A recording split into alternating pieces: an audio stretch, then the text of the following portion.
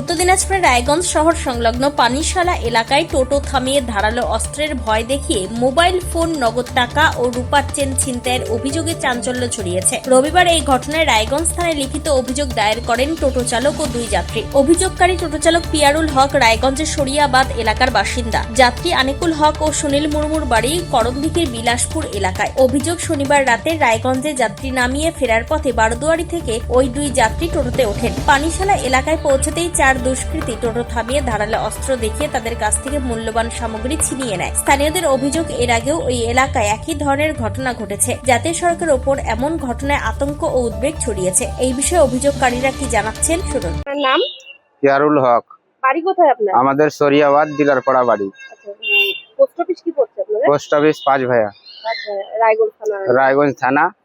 কোথায় যাচ্ছিলেন আপনারা? আমরা রাত্রিবেলায় হসপিটালে দুটো পেশেন্ট নিয়ে আমরা ভর্তি করে বাড়ি যাওয়ার পথে আমাদের গ্যাস ফ্যাক্টরি ভারত পার্কিং সামনে আমাদেরকে ধরে গলায় পানিশালা এলাকায় পানিশালায় আমাদেরকে দাঁড় করে পেশেন্ট যাব বলে আমাদের গলায় ধারানো ছুরি ধরে আমাদের কাছে মারধর করে পয়সা, মোবাইল টোবাইল সব ছিনিয়ে নিয়ে চলে যায়।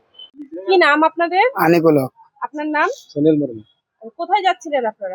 আমরা বিলাসপুরে যাচ্ছিলাম কাজ, রাত বারদুয়ারি থেকে কাজ করে টোটোওয়ালাকে দাঁড়িয়ে বললাম যে যাচ্ছিলাম বিলাসপুর। তারপরে কি হয়েছিল?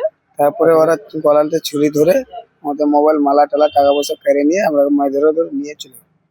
উত্তর দিনাজপুরের রায়গঞ্জ থেকে নিজস্ব প্রতিনিধির রিপোর্ট, টাইমস 14 বাংলা। আরো নিত্য নতুন ভিডিও পেতে এবং তথ্য জানতে আমাদের ফেসবুক পেজকে লাইক ও ফলো করে রাখুন। সেই সঙ্গে টাইমস 14 বাংলার ইউটিউব চ্যানেলকে সাবস্ক্রাইব করতে ভুলবেন না।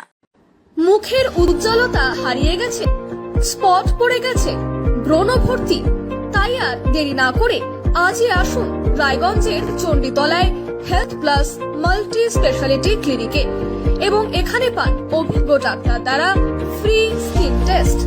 আরো বিস্তারিত জানতে যোগাযোগ করুন 9674895169 এই নম্বরে।